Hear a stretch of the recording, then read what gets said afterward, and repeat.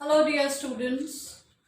The last lecture was a little lengthy, but there we proved a very important theorem, namely every subgroup of a cyclic group has to be cyclic. So it takes some time to prove that, but we managed to prove that every subgroup of a cyclic group is cyclic. So if I start with a cyclic group, then every subgroup of it has also got to be cyclic. If you remember a while ago when we were studying subgroups in chapter 2, for the group Z, we proved that Nz will always be a subgroup for all possible values of n being an integer, of course. So for Z, Nz is going to be a subgroup. At that stage, if you want, you can go back to that video and check it out. We had raised the question as to whether these are the only subgroups of Z. So this gives me a huge family of subgroups of Z. But the question is this a complete family? That means, do I have any other subgroups of Z? Question is, do I have subgroups of Z which are different from this type?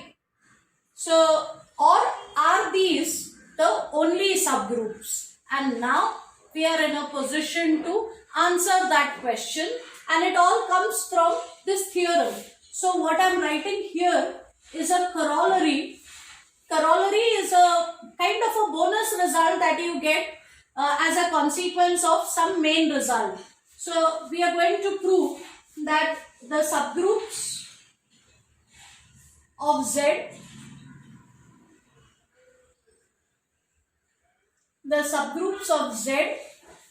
under addition,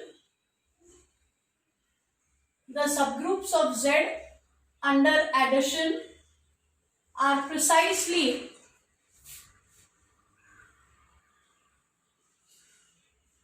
the groups Nz where n is any integer. So once and for all, we are now in a position to answer the question whether these are the only subgroups of Z, and the answer is yes. These are the only subgroups of Z. Other than this type, you will not get any other subgroup of Z. So let's give a proof of that.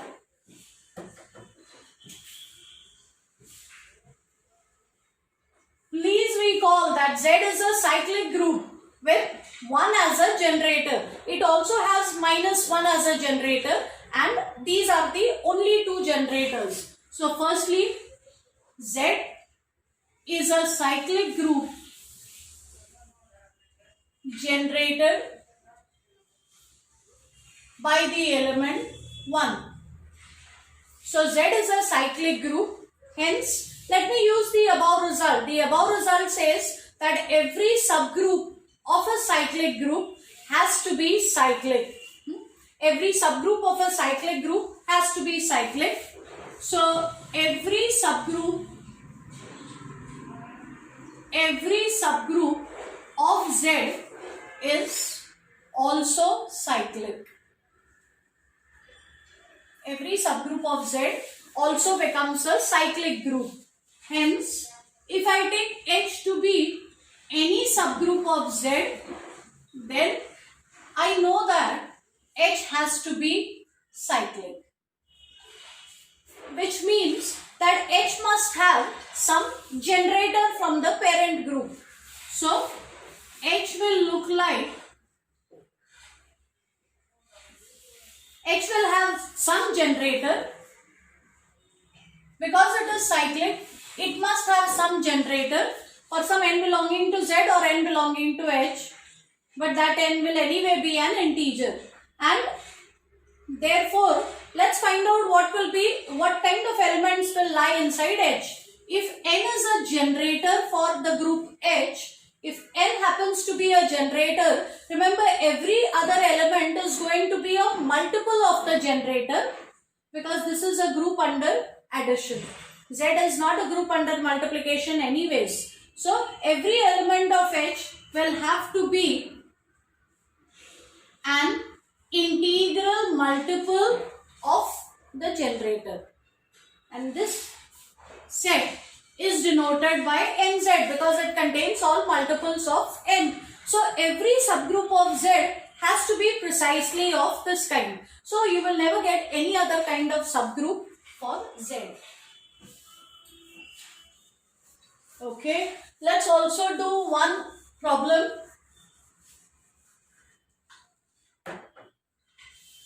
Find all subgroups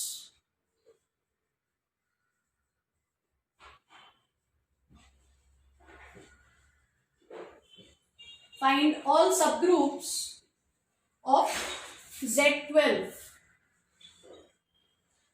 Find all subgroups of Z12. Recall that at the end of chapter 2, we have seen one method to find all possible subgroups of a finite group that makes use of Lagrange's theorem. But here I am going to use a slightly different technique to find all possible subgroups, and that is because I know that Z12, of course if it is just mentioned Z12, then the first question that you all should think about is the group operation addition modulo 12 or multiplication modulo 12? Well, you really don't need to think too much. With respect to multiplication modulo 12, it's not a group. So it is understood that we are talking about addition modulo 12 as the operation. So even if it is not mentioned, it is to be understood that the operation on this group is addition. So let us list all the elements of Z12.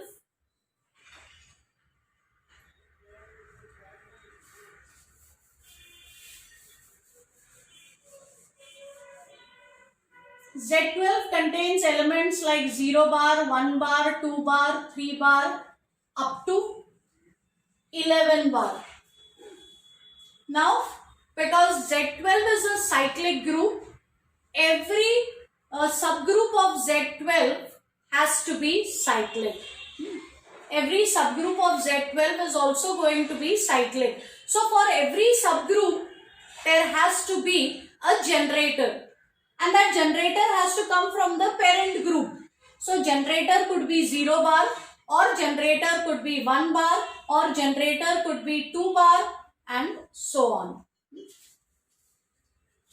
So let us take H to be the cyclic subgroup generated by 0 bar. We'll take the cyclic subgroup generated by 0 bar. And this will contain, because group operation is group operation is addition, this will contain all integral multiples of 0 bar. Means 1 times 0 bar, 2 times 0 bar. So it will only give me the element 0 bar. Then let me call this as H1. Let me take H2 to be the subgroup generated by 1 bar. If I take H2 to be the subgroup generated by 1 bar, all elements in this subgroup will be multiples of 1 bar. So I will have elements like 1 times 1 bar, 2 times 1 bar, 3 times 1 bar, and so on. If you actually write them out, it will turn out to be the same as Z12. So now I am going to put the cart before the horse. In the next few lectures, we will prove that if you take residue classes of integers modulo 12, then those elements, see 1 and 12 are relatively prime. So 1 bar is a prime residue class in Z12. So the subgroup generated by 1 bar is going to be the same as Z12. Similarly, we can prove that the subgroup generated by 5 bar, subgroup generated by 7 bar, and the subgroup generated by 11 bar is also going to be the same as Z12, because these are prime residue classes. I'll be proving this in the next 1 or 2 lectures. So, for these generators, I get the whole group. Now, let me take 2 bar as a generator.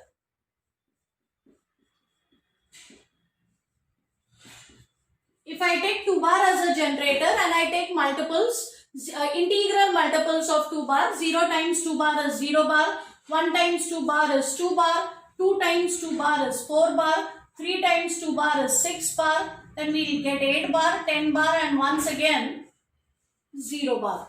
So subgroup generated by 2 bar will contain these elements. Likewise, pause the video and find out what will be the subgroup generated by the element 3 bar. So we will get 0 bar, 3 bar, 6 bar and 9 bar. Fine. Now let's take 4 bar as a generator and see what we get. We get 0 bar, 4 bar and 8 bar. Essentially you take a few integral multiples of 4 bar. Once they start repeating, you don't need to take any more multiples. So subgroup generated by 4 bar, then subgroup generated by 5 bar, we have already calculated that is Z12. Next, look at subgroup generated by 6 bar, that will contain 0 bar and 6 bar. Again, we don't have to calculate subgroup generated by 7 bar because that is the same as Z12. However, go ahead and calculate subgroup generated by 8 bar, then subgroup generated by 9 bar and finally subgroup generated by 10 bar.